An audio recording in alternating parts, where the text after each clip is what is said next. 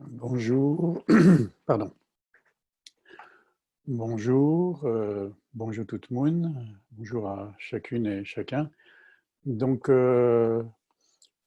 cette vidéo est la capsule 3, la dernière capsule de présentation du guide pratique de reproduction de la revue qui porte sur sa gouvernance, qui porte sur sa gouvernance, les différentes étapes, les mises à jour, et ainsi de suite. Donc, cette dernière capsule porte précisément sur les mises à jour. Donc, c'est une capsule essentiellement technique, mais qui est de nature à intéresser certes les analystes de données, mais je pense c'est intéressant aussi pour tous les partenaires qui peuvent être associés dans la production de la revue, de voir cette technique de mise à jour éventuellement pour faire s'ils sont intéressés à faire des contributions à l'analyse ou à la rédaction de certaines sections ou sous-sections de la revue.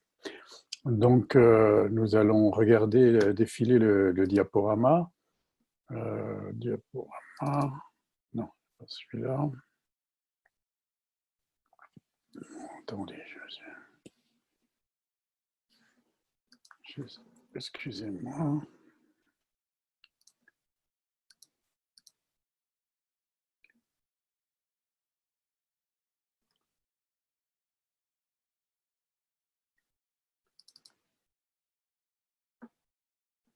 Voilà. Voilà.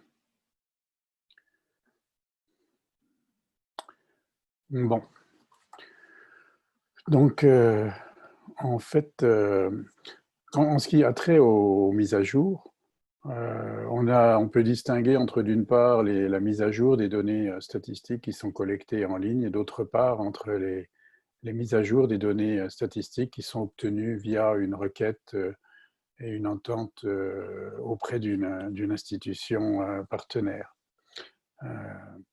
En ce qui concerne la mise à jour des données statistiques collectées en, en ligne, il est utile de savoir les dates de mise à jour des données selon les portails et les engins de recherche, les outils de recherche statistique que l'on utilise sur le web. Il faut savoir également que quand on fait des mises à jour, par exemple, si une dernière donnée qui figure dans un tableau de la première édition de la revue est 2017, on veut avoir les données de 2018 ou de 2019 éventuellement. Quand on retourne pour faire les mises à jour sur les sites, ils ont pu ajuster également, non seulement fournir la donnée pour la nouvelle année qui n'était pas disponible au moment où on a fait l'édition précédente de la revue, mais ils peuvent également avoir ajusté les données antérieures parce que les données des dernières années qui avaient pu être collectées étaient encore des estimations qui ont pu être rectifiées. Donc, par exemple, on va chercher des données de 2019, mais ils ont pu corriger des données de 2018 ou de 2017, ou même plus selon le type de données. Donc, ça veut dire que dans les mises à jour, il faudra ajuster nos tableaux, non seulement pour l'année où on va chercher les données, mais également pour les années précédentes. Donc, on ne va pas juste isoler une année. Ensuite, il faut savoir que, bon, on a fait des choix, disons, des choix éditoriaux sur les sources pour la préparation de la première édition de la revue, mais il peut y avoir plusieurs sources pour les mêmes données. Des fois, d'ailleurs, il y a source d'origine, mais on peut aller chercher les données chez un intégrateur de données comme, par exemple, Open Data IT intègre des données qu'on peut obtenir là ou aller elle va reprendre cette plateforme des données qui sont, mettons, sur le site de la Banque mondiale. Elle-même peut reprendre certaines données qui viennent, mettons, du FMI, et ainsi de suite. Donc, ça, c'est quelque chose qu'il faut avoir en tête. C'est pas fixé dans le béton.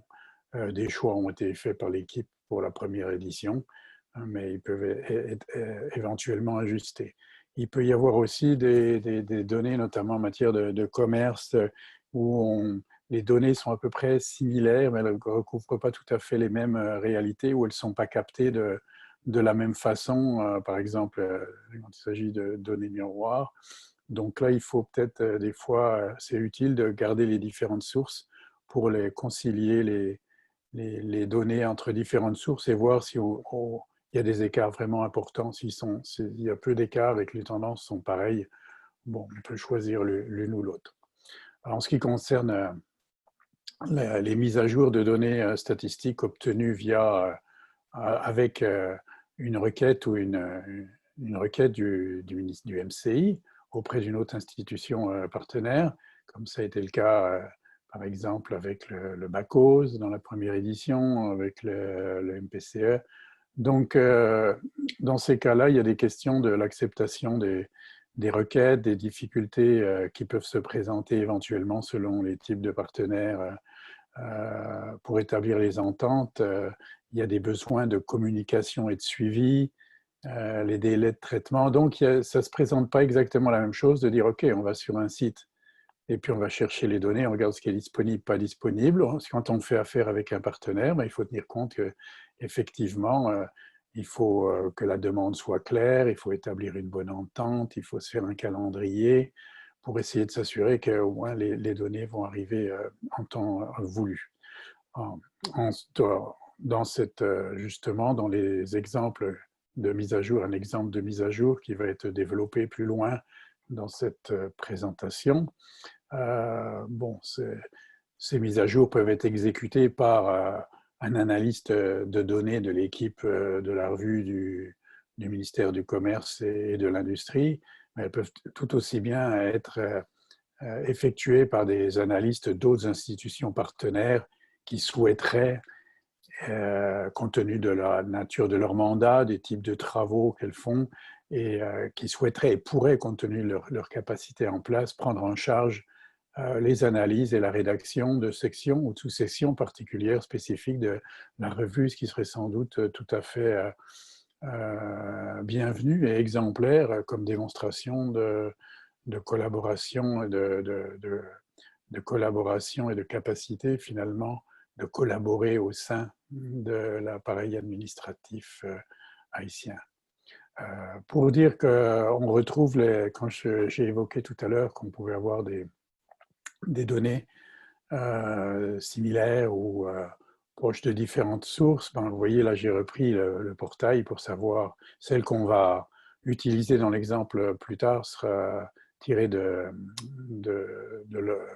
l'engin de recherche statistique, de l'outil de recherche statistique de la Banque mondiale, World Data, mais on peut avoir des données sur tout le commerce extérieur, l'investissement direct étranger, dans un instrument comme Haiti Open Data, qui en fait Open Data offre des services dans différents pays, et c'est un intégrateur de bases de données qui peuvent être regroupées qui sont regroupées par thématique.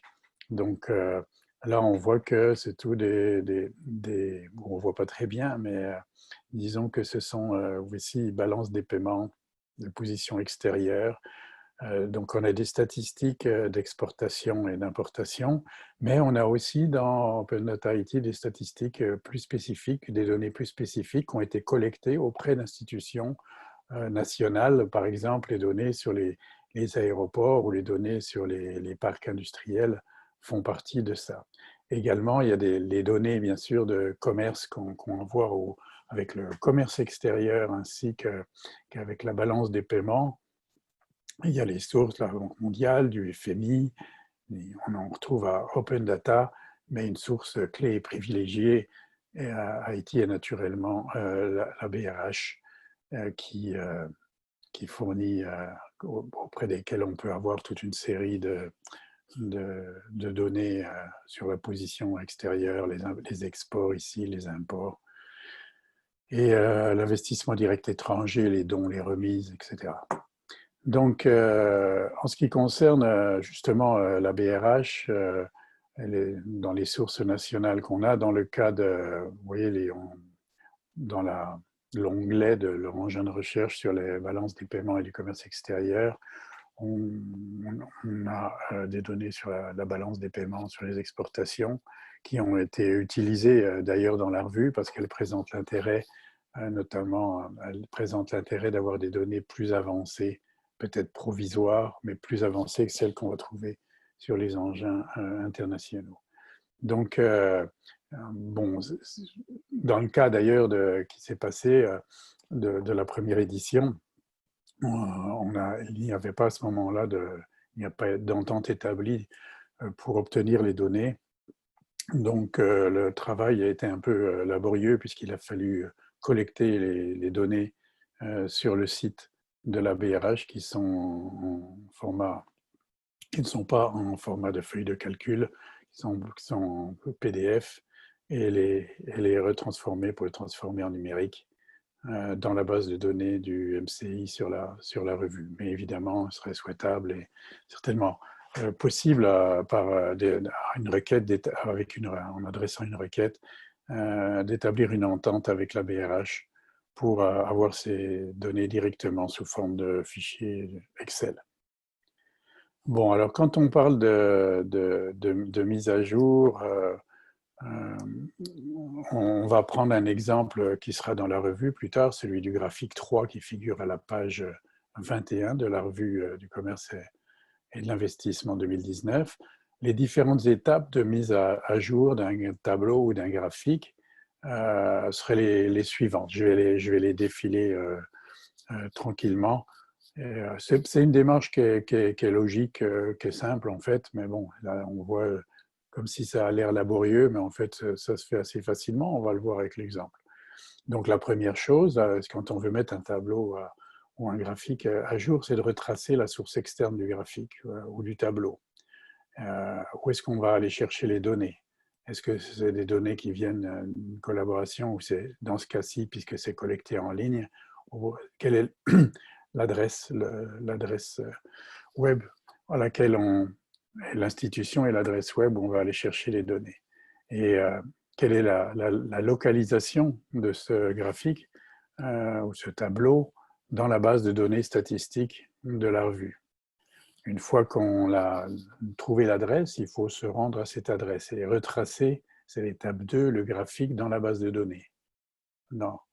Quand on a repéré le graphique dans la base de données, l'étape 3 consiste à remonter dans le fichier de la base de données la chaîne de traitement qui a permis d'engendrer ce graphique à partir d'un tableau qui lui-même est issu de différents processus de traitement, de tri, pour localiser à quel endroit les données d'origine ont été importées de la source externe. Mettons la Banque mondiale. C'est là que les données de mise à jour devront être rentrées. Ensuite, à l'étape 4, c'est d'aller au site web de la source externe des données pour effectuer la recherche sur son outil et obtenir les données de mise à jour. J'ai une donnée d'exportation, je vais rechercher la même donnée dans l'engin de recherche et je vais chercher les nouvelles données. En fait, comme je l'ai mentionné tout à l'heure, je vais reprendre les dernières années parce qu'il y a pu avoir des ajustements sur les données des dernières années, d'une année à l'autre. Ensuite, une fois que j'ai localisé ces données de mise à jour, je vais les exporter vers mon ordinateur en format Excel. Et donc, j'ai un fichier là, il s'agira pour l'analyste d'effectuer le nettoyage qui est nécessaire. On a pu charrier des données inutiles qui sont à supprimer, il faut reformater. Éventuellement, bon, comme je l'ai dit, ça peut même arriver qu'il faille que les données ne soient pas en format numérique et qu'il faille les transformer en numérique. Aussi, il y a des petites techniques pour faire ça sans tout avoir à recopier et à un coût de travail, d'un niveau d'effort important. Une fois que ces données ce fichier nettoyé, il faut recopier ces données qui sont obtenues dans le fichier de base de la base de données de la revue qui contient le graphique à mettre à jour. L'endroit qu'on a localisé à l'étape 3, comme l'endroit où ont été entrées les données du graphique, qui ont servi à faire le graphique. Bon, ben maintenant, les nouvelles données, à l'étape 6, je recopie les données à cet endroit-là. Donc, je vais ajouter une année, je vais corriger éventuellement certaines données sur les années précédentes. L'étape 7, eh bien, je vais redescendre la chaîne de traitement qui est déjà établie dans la base de données, des tris principalement, faire des sous-totaux, etc. Donc, on va redescendre la chaîne de traitement qui est déjà établie dans le fichier et engendrer le graphique mis à jour avec les nouvelles données annuelles à la 2L disponibles. Ensuite, en étape 8, on va importer le graphique mis à jour dans le document d'analyse de mise à jour de la section concernée de la revue. Donc, on va l'importer. Dans le cas de la première édition, tous les graphiques et tous les tableaux figurent dans la base de données, le plus souvent dans un fichier, à l'origine dans un fichier Excel, et ensuite, ils sont recopiés dans la revue. La dernière étape, disons l'étape 9, consisterait à inscrire dans le répertoire des tableaux et graphiques la date de mise à jour et le nom de l'analyste. Donc, le répertoire des tableaux et graphiques duquel on était parti pour localiser le graphique dans la base de données, on va le mettre à jour pour dire, ben voilà, et on va indiquer qui a fait cette mise à jour. Alors, dans cette étape-là, il est possible d'utiliser des commandes qui font que, par exemple, on fasse une page de garde dans un fichier pour aller directement à tel ou tel graphique, donc d'utiliser des fonctions macro pour automatiser certaines de ces tâches, surtout localiser le graphique au départ et localiser les fichiers, les zones d'entrée, les adresses d'entrée des données. Bon, donc dans l'étape 1, c'était de retracer la source externe du graphique ou du tableau et sa localisation dans la base de données statistiques de la revue, qu'on appliquera à partir de la diapo subséquente au graphique 3 de la page 21 de la revue. Donc, dans le répertoire, les données du répertoire des tableaux et graphiques, et sous format Excel, on a l'identification dans cette base de données d'un tableau ou d'un graphique dans la revue, par exemple, là ça va être le G3, le tableau 3, mais ça peut être le tableau 10 ou le graphique 20, son titre, sa section, sa sous-section, la page auquel il se trouve dans la revue. Ensuite, il est indiqué dans ce répertoire le nom, la source des données du tableau du graphique concerné, c'est-à-dire le nom de l'institution, l'adresse web. C'est aussi indiqué en bas de page dans la revue elle-même. Enfin, ce répertoire va indiquer où se trouve ce tableau ou ce graphique dans la base de données statistiques de la revue, c'est-à-dire dans quel dossier. Les dossiers correspondent aux sections de la revue, en fait, c'est assez simple. Dans quel fichier du dossier et dans quelle feuille de ce fichier et à quelle adresse de cellule dans cette feuille. Par exemple, un tableau va se trouver aux coordonnées de colonne AB de ligne 120. Donc, si on l'aborde, quand on veut mettre un tableau à jour, l'utilisation du répertoire des tableaux et graphiques, c'est d'abord d'identifier le graphique ou le tableau qu'on veut mettre à jour, de consulter le répertoire qui est ici, de repérer la source externe du tableau graphique à mettre à jour et d'identifier la localisation du tableau dans la base de données, c'est-à-dire dans quel dossier, quel fichier de ce dossier, quelle feuille de ce fichier et quelle adresse cellulaire dans cette feuille. Alors, si on déroule donc, dans cette étape 1, qu'on a vu dans les séries d'étapes tout à l'heure, précédemment, on voyait que l'étape 1 consistait à identifier quelle est la source et où se trouve le tableau ou le graphique dans la base de données. Alors là, vous voyez qu'on va appliquer ça à un graphique. Le graphique, on a dit numéro 3, qui est ici. Donc, quand on regarde le fichier du répertoire, en fait, vous voyez, on ne voit pas la colonne A, B, mais on a la colonne C, D, E, F, G, H, puis ça se poursuit ici, I, J, K, L, mais à cause de la largeur, on a découpé. Donc, tout ça, c'est ce qui se trouve à droite, cette partie basse ici de tableau, c'est ce qui se trouve à droite de ce tableau-ci. Parce qu'on a les mêmes lignes, vous voyez, 12, 14, 15, 12, 14, 15. Donc, ça, c'est le prolongement de ça.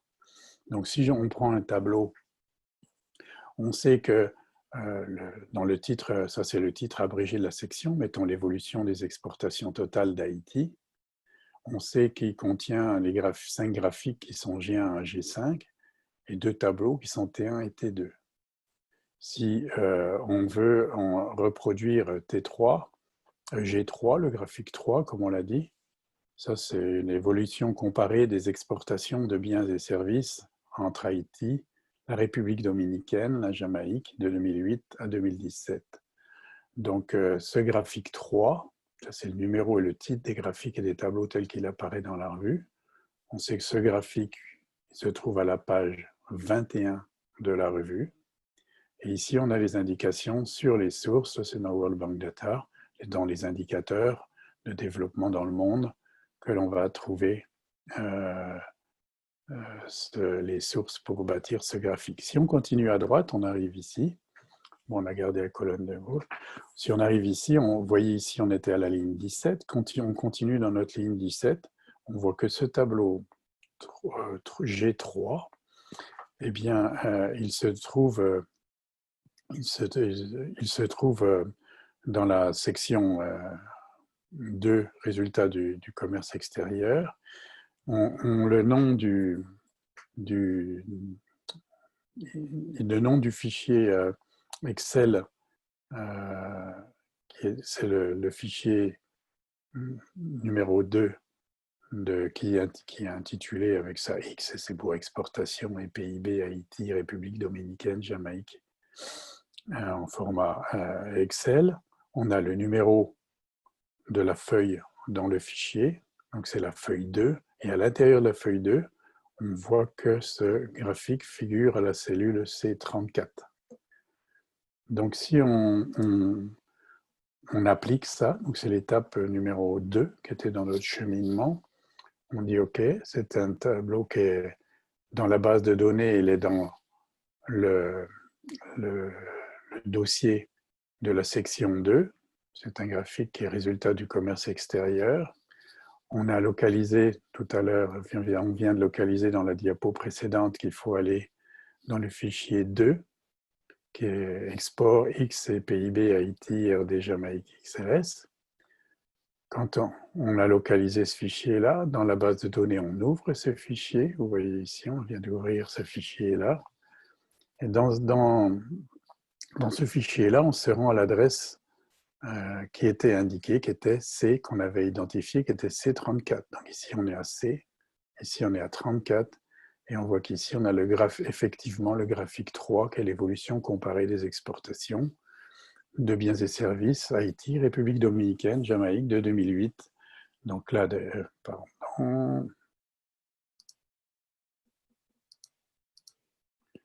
Voilà, donc ce graphique, effectivement, 2008 à 2017. Ici, on a Haïti, sur les exportations de biens et services. Ici, on a la Jamaïque et ici, la République dominicaine. Dans les graphiques, on s'arrange pour organiser toujours que le visuel corresponde à le visuel des lignes corresponde au descriptif des symboles. Donc, maintenant, on sait où il est le tableau, on l'a repéré. Alors, l'étape suivante, c'est de savoir, ben oui, mais il a été fabriqué, comment il a été fabriqué, à partir d'où. Donc, il faut remonter la chaîne de traitement. C'est ce qu'il y a dans l'étape 3, retracer où les données sources ont été importées dans le fichier, si on veut faire notre mise à jour. Alors, avec cet exemple de l'étape 3 pour la mise à jour du graphique 3 de la vue, toujours notre graphique est ici. Donc, on était ici, on a localisé le graphique qui était dans la feuille 2. l'étalonnage. Donc, étalonnage 3 pays. Donc là, si on est là et on remonte, on clique, si on clique sur le graphique, on voit les sources de données qui vont être dans le tableau ici. Et pour faire ce graphique, et on voit par exemple que la donnée ici, qui est 1 milliard 500, 1 milliard 600 millions, ici, oui, en fait, cette donnée-là, ce graphique a été construit à partir de ce tableau et on voit que la donnée est ici, 1 milliard pour Haïti en 2017. Donc ce graphique a été engendré à partir de ce tableau. On voit que cette donnée-là elle-même provient de la feuille 1. Ça nous indique que ça provient de la feuille 1 dans la cellule N5, mais on a été divisé par 1 million pour avoir des millions de dollars, parce que dans le tableau d'origine, c'était des dollars. Donc on a divisé par 1 million. Alors on se rend à cette adresse-là, qui est dans la feuille 1, qui s'appelle Data, les sources de données où figurent les sources de données importées. Et si on se rend à N5, exportation de biens et services, Haïti, on voit qu'on retrouve notre chiffre, mais multiplié, qu'on avait ici, mais multiplié par 1 million. On l'a redivisé ici. On est 1 milliard 583. Bon. Donc,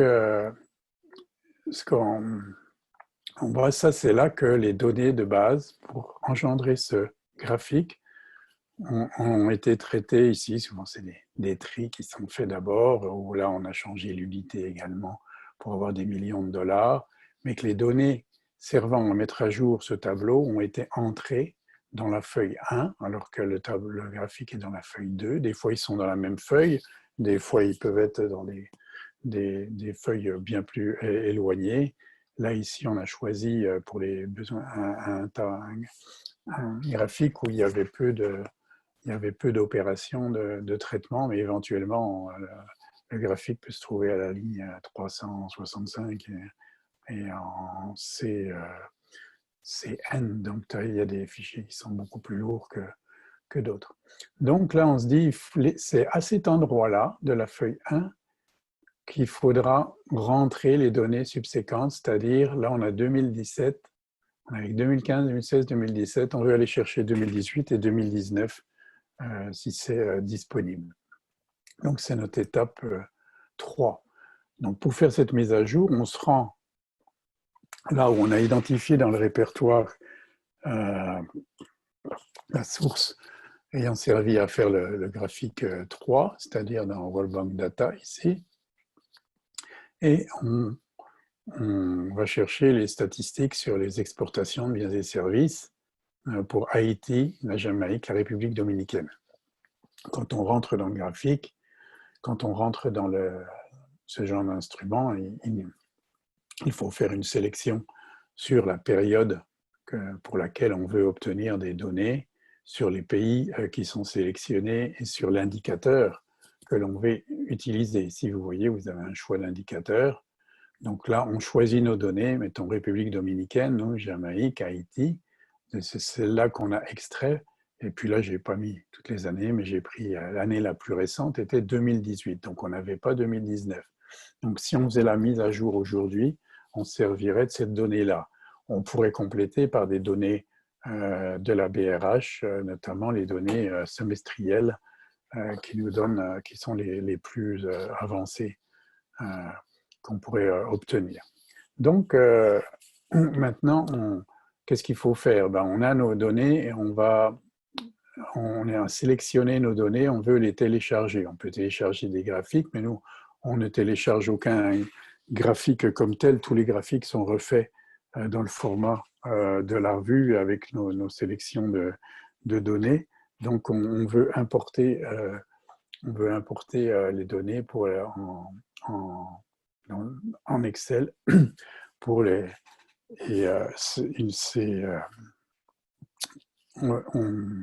sur notre ordinateur. Donc, c'est l'étape suivante, l'étape 5. exporter les données sur votre ordinateur en format Excel et effectuer le nettoyage nécessaire.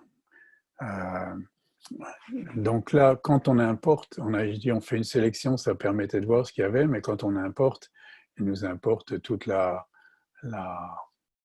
liste pour tous les pays, pour l'indicateur de développement choisi dans le monde. Ici, notre indicateur, c'est l'exportation des biens et services en dollars US courants.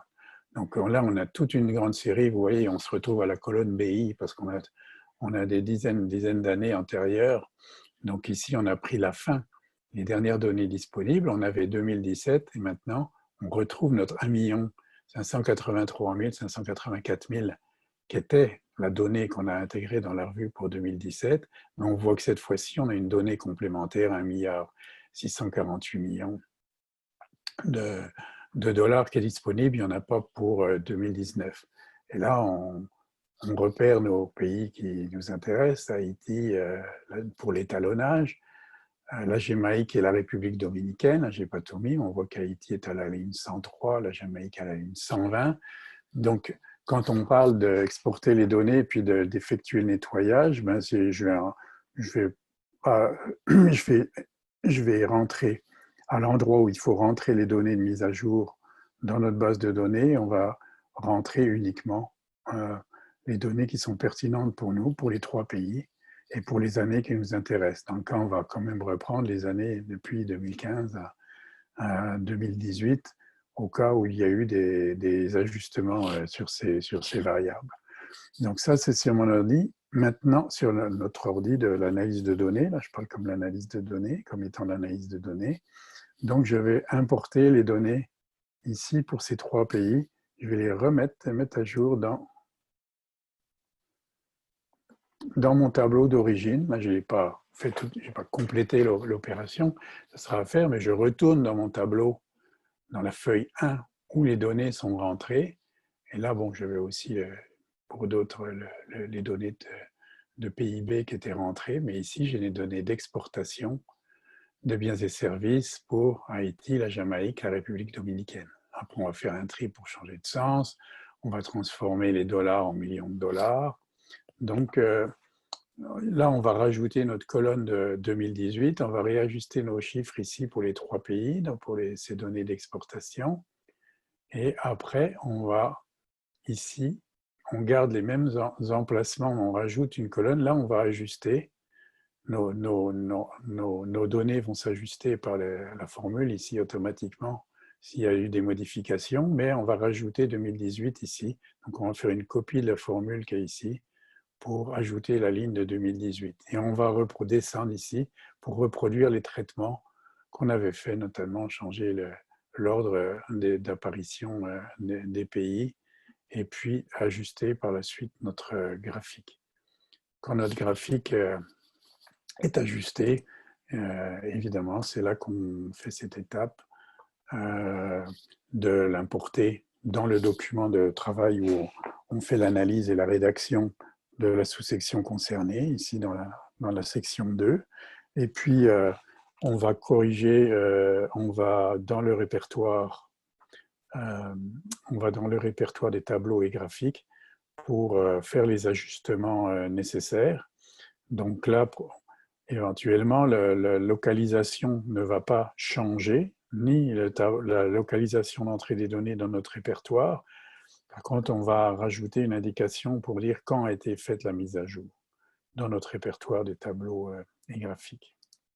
Donc tout ça, c'était quand on utilise des données à mettre à jour, qu'on va chercher sur des outils statistiques de recherche d'institutions. En ce qui a trait aux données sources qui sont obtenues via des collaborations avec des institutions nationales, bon, aux fins de reproduction de la revue, il y a des instruments qu'on a en place, des outils qu'on a en place. Et il faudrait déjà d'abord poursuivre et renforcer les collaborations établies lors de la dernière édition de la revue, notamment avec le ministère du Plan, donc à la direction du commerce extérieur, le CAED, et pour la transfert des données du module de l'aide externe, MGAE, et puis ainsi qu'avec le BACOS ainsi qu'avec la direction du commerce intérieur, avec la direction des zones franches, avec du ministère du commerce et de l'industrie, aussi une collaboration qui a été établie avec le CFI qui a transmis aimablement, qui a fait une extraction de sa base de données selon les données demandées pour donner toutes les informations de les 3 dernières années sur les requêtes, sur les agréments d'investissement. Donc, toutes ces collaborations, il s'agit de les maintenir, ça serait très précieux. On a vu qu'elles n'ont pas été, les données n'ont pas été fournies pour rien, elles sont utilisées, ce n'est pas un travail qui a été fait pour rien. Ça montre aussi l'esprit de collaboration et les institutions de source évidemment sont citées.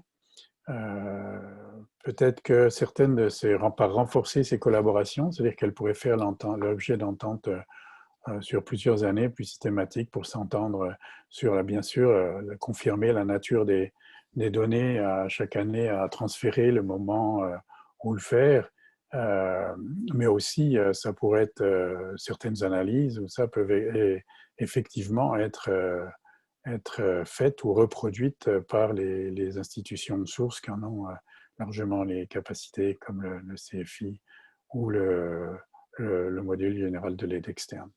Donc, en ce qui concerne aussi, ça serait une autre dimension, à part de poursuivre et de renforcer les collaborations établies pour les sources de données, serait d'initier le développement de nouvelles collaborations d'échange de données. On peut avoir en tête particulièrement l'opportunité, le bien fondé qu'il pourrait y avoir une entente entre le MCI et la BRH en vue d'obtenir les données recherchées sur la balance commerciale et le compte des transactions courantes en format Excel directement, plutôt que d'avoir à manipuler les données qui sont copiées des tableaux sources PDF accessibles sur le site de la BRH, données qu'il faut après déconcaténer et les convertir en format de nombres. Mais il pourrait être encore davantage souhaitable pour les deux parties que l'entente prévoit une contribution élargie de la BRH aux travaux d'analyse et de rédaction des sections 2 et 3 de la revue sur les résultats du commerce et de l'IDE selon le modèle qui a été établi dans la première édition, qui peut être adapté ou complété selon les besoins plus spécifiques qu'aurait la BRH. En tout cas, c'est un outil qui peut être intéressant pour permettre à la BRH de diffuser plus efficacement et plus largement les données qui sont disponibles sur son site. Et ça pourrait être une collaboration intéressante compte tenu des grandes capacités analytiques dont cette institution dispose. Donc, par rapport à toutes ces questions de mise à jour, n'hésitez pas à me soumettre vos questions par courriel à debouteau@bouteau-économie.com au plus tard le 22 juillet, qui est 2 semaines et demie, pour faire ça. Vous recevrez par la suite un courriel avec un lien d'accès. Je vais préparer une vidéo qui va regrouper toutes les questions et réponses toutes les questions qui m'auront été transmises, et je vais préparer des réponses. Je vais aussi, de façon en même temps ou de façon séparée, envoyer un court formulaire de rétroaction à compléter. Ça serait aimable et bienvenu de votre part de le compléter et de me le retourner en indiquant les capsules que vous avez pu visionner et celles qui vous ont le plus intéressé. Parmi l'ensemble des capsules qui vous seront rendues disponibles, c'est-à-dire les 3 capsules de formation au guide pratique de la reproduction de la revue et les 7 capsules de présentation de sa version finale 2019, capsules qui correspondent à peu près aux différentes sections de cette revue. Donc nous, c'est important d'avoir un feedback pour pour mieux positionner, tiens, qu'est-ce qui a suscité le plus d'intérêt ou qu'est-ce qui a suscité moins d'intérêt, et de voir aussi dans quelle mesure certains n'ont pas eu tout s'est bien passé au plan technique et que les capsules ont pu être visionnées. Par la même occasion aussi, vous pourrez me confirmer si vous souhaitez que je vous fasse parvenir un certificat de participation à cette formation vidéo. Ça ne dépend absolument pas du nombre de la réponse au formulaire de rétroaction. Lui, il sert juste à nous avoir un feedback pour qu'on s'évalue nous-mêmes, pas pour vous évaluer vous. Simplement, donc, c'est pas, on comprend que peut-être tout le monde, c'est quand même des capsules, il y a des sujets qui vous intéressent plus, c'est quand même des capsules qui durent de 25 à 45 minutes.